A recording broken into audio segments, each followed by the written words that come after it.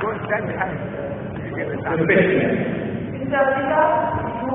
name is Shani. I come from France. I'm here with some Muslim friends from Audi. And my question is, what would you say to a person who doesn't believe in religion? Or to prefer, what would you say to the question to believe or not to believe? What was it? Just without the mic. The question is not directly relevant. However, I'll put the students to the teacher to see if it's a better answer. The question is, what is your opinion? What is the Islamic perspective relating to a person who does not believe in religion? Is that the gist of your question? Not exactly. I'm here with some Muslim friends. I am not convinced in Islam. And I would like to know what you would say to a person who is not believer, when this person says to you, believe or not believe. Oh, yes. Well, if one is questioned by a non-believer, and the question is, what do you say about believing or not believing? What is the Islamic perspective? You see, there is a person who every person ought to believe. He believes in something, right or wrong. There is a type of person who doesn't believe. He said, I don't believe that there is God. He says, I'm an atheist. Or the guy says, I'm an agnostic. Now, each and every one, according to religion, whether any religion, you ought to believe. You ought to believe. If you don't believe, then you are a non-believer. You are against the laws and commandments of God. So as such, you will perish. That person who says there is no God, he is going to perish. The one who says I don't care whether there is or there isn't, he is going to perish. Or you have the wrong concept of God, also you will be punished. According to your understanding, your capacity, your opportunity. There is a type of person who might not have heard the name Jesus. Will God question him? It's unjust, it's unfair. The lunatic, the child, will God question him? Why didn't you believe in my son, Jesus? No. Why didn't you believe in Muhammad? No. You see, each person will be judged according to his understanding, according to his opportunity, his know-how, and the message having reached him or her. So as soon as the message is delivered to you, and you can see the truth, but for some worldly reasons, maybe to please the family, please my people, please this, please that, you said, no, I will not accept the truth. In other words, the person has already been judged in that case. There is no hope for such a person. But there is a type of person who might be ignorant, and had never had an opportunity. Like the South Sea Islander. Let's say he never heard about Jesus, he didn't hear about Muhammad, he didn't hear about anything. But he was leading a life according to his norm, according to his standards. God will judge him according to his standards. Not according to the Bible, not according to the Quran. So every person will be judged according to his opportunity and his understanding.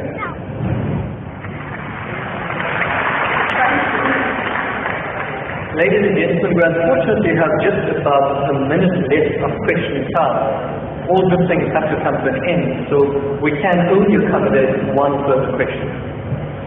Mr. Bidan, I have impression that my question has been misunderstood. I didn't want to challenge you or to hurt you. I just wanted to ask you for some advice for a person who doesn't believe.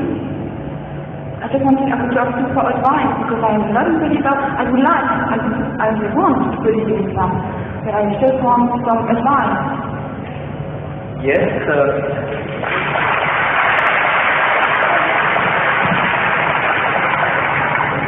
do you not feel that there was sufficient advice and you require further advice? Yeah, because I didn't have the impression that my question has been really understood. So you want to know what the basis are or what the reasons are for a person to actually believe in one God? Yes. Advice would you give to a person who is not believer? See, number one, we have to realize that there is a necessity for belief. If you don't believe, you can't move an inch. You can't bat an eyelid. We believe. The very fact that you believe that if you come there, stand before the mic, and when you utter the words will reach me. If you didn't believe, you wouldn't have taken that step. If you didn't believe that you will be visiting this hall and listening to a lecture, you wouldn't have come. So belief is fundamental, is basic to any move that you make. Now, without belief, believe in what? That there is a creator. Number one, that somebody made this machine. Man, woman, he made it. And that this machine is not given without instruction. Every machine carries with it instructions. Never mind how simple that mechanism is, you get instructions. Your washing machine, your hair dryer, your motor car, anything, everything, you need a book of instruction. This most complicated mechanism, the human being, created and left without instruction, who says no, they have to be given instructions. And God Almighty, we believe that there is a creator, and this creator through his messengers, one of us, he has been conveying those messages to us, directions, instructions to us. Whether those instructions remain in their pristine purity or not, that is something that is now debatable. But the instructions were given, and it is through those instructions alone can man find ethics, can man find morality. Without these instructions, there is no ethics and there is no morality. Man, being an animal by nature, he will behave like animals. It's only because you believe that there is a creator, and this creator said that thou shalt not marry your mother, you will not marry your sister, you will not marry your daughter.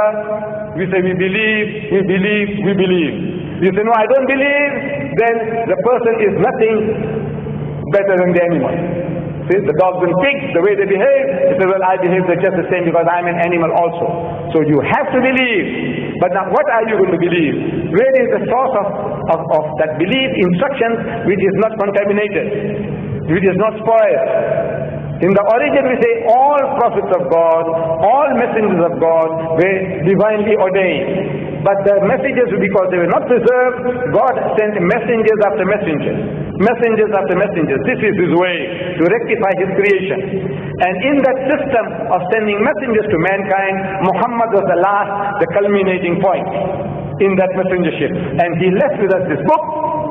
And if you read this book with an unprejudiced mind, if you haven't got one, I can present one to you if you haven't got it.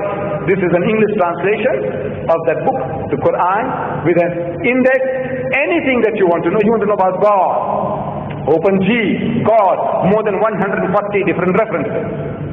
That you say, I can't believe in God. So he reasons with you. This God of the Quran doesn't say, I'll fix you up and I'll twist your nose and I'll put your clout. No, no. He says, أَوَلَمْ يَرَى الَّذِينَ كَفَرُوا. He says, how can you not believe in God? He says, كَيْفَ تَكْفُرُونَ بِاللَّهِ. So how can you not believe in Allah? وَكُنْتُمْ أَمْوَاتًا. Seeing that you were non-existent, you were dead, and He brought you into being. ثُمَّ يُمِيتُكُمْ. He will cause you to die. ثُمَّ يُحْيِيكُمْ. And He will bring you back to life again. ثُمَّ إِلَيْهِ تُرْجَعُونَ. And to Him will be your return. So if you start reasoning, and you see how true the statements are, that you were non-existent. You, I, everybody, non-existent. The men of science will tell you that this earth was a molten mass. Billions of years, there was nothing on this earth, no life. The thing was all boiling. And the vapors went up and came down, and the vapors went up and came down, and over a period of millions of years, it started to cool. And then life started to germinate, and so on and so on. So there was a time when mankind was non-existent, and God brought you into being. Very true. And now you're going to die. But that is not the end. There is something in you which is other than the body, that real you. Now that real you, which is the driver of this body of yours, will be made to account for your action. It's only natural that this person, like Hitler, look, he got away with it. He incinerated 6 million Jews. On account of him, 40 million people died in the Second World War. He's just going to set us spot free. If he says, no, I don't believe, then there's nothing there on the other side. That means he's free, finished. No. He will have to account for his deeds. Everyone will have to account for his or her deeds. It is a natural, sequence of our attitude and behavior. And this book explains all that. If you haven't got one, this book is yours. If you haven't got one. You got it?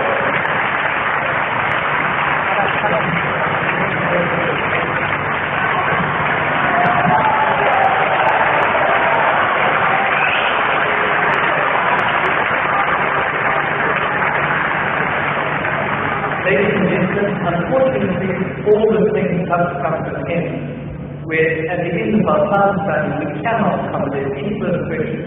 Once we're done,